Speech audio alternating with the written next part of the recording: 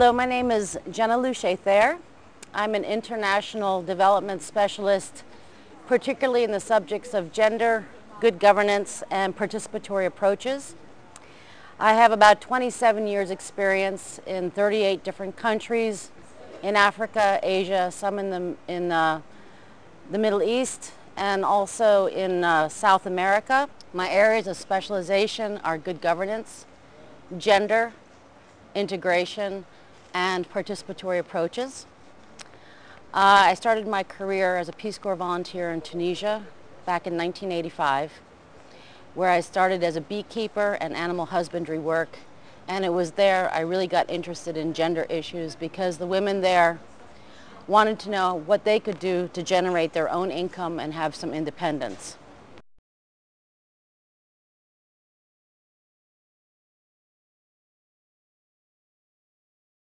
My mission here in Morocco has been supported by USAID and the MEC program, and it is here that I was asked to do an institutional audit of our partner institutions from the perspective of gender. What kinds of skills, competencies, policies, strategies, procedures, and practices did they have with regards to gender?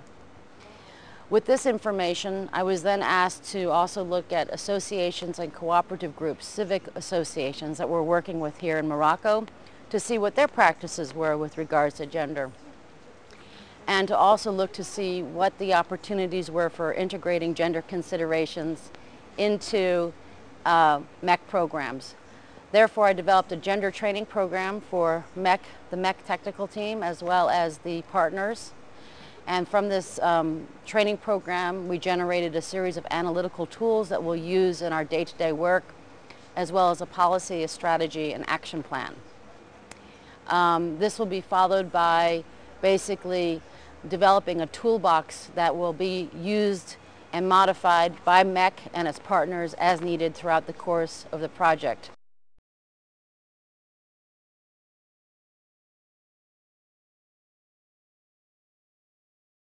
Basically, MEC has many different activities. It has activities that start at the household level, at the community level, at the cooperative and association level, at the larger enterprise level.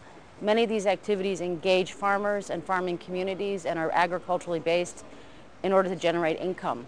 Within these activities, we want to make sure that women who are participating are actually gaining benefits. Not that we are only increasing their work, but they are actually gaining benefits, they are gaining some status in their homes, and that they have increased their decision-making power, certainly in their home base, but also in their cooperatives and associations if they are members of such organizations. We'd also like to increase support to women's initiatives and organizations and businesses and enterprises that provide employment opportunity for both men and women and or who are managed by men and women. In other words, opportunities that give women and men leadership and decision-making power.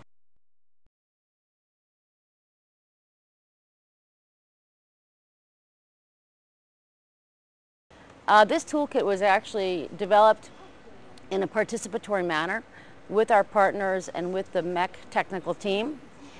Basically, we looked at the activities that are commonly being implemented by MEC and said, what are the compelling questions and types of data that need to be generated in order to better understand how women and men can both benefit from this activity. And therefore, the analytical tools that were developed focus specifically on time needed for an activity, competition of that time with other domestic and community responsibilities and family responsibilities. It also looks at how resources are shared once people engage in certain types of activities and how decisions are made on who does what kind of work and how they are remunerated. This is a dynamic that is taken throughout all levels from the community to association and beyond an enterprise level. So these tools permit us to see if there are distinctions between men and women and to engage in negotiations on how certain changes can take place.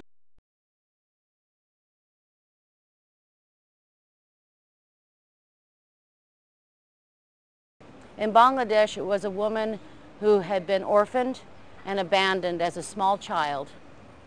And she said as she grew up, she never wanted other women to be abandoned in that way. And so she started by offering a small shelter to women who were mistreated by their families so they could come to a place of safety. These women then developed some basic entrepreneurial skills and started generating income. With that income, they learned, they paid for more technical courses so that they could generate even more income in various farming activities. Then they organized politically and started demanding justice for certain abuses that are common to women and poor men in that area of Bangladesh. And in the end, they actually got certain people elected into local office, into national office. They became a political force, an economic force, and a social force for change.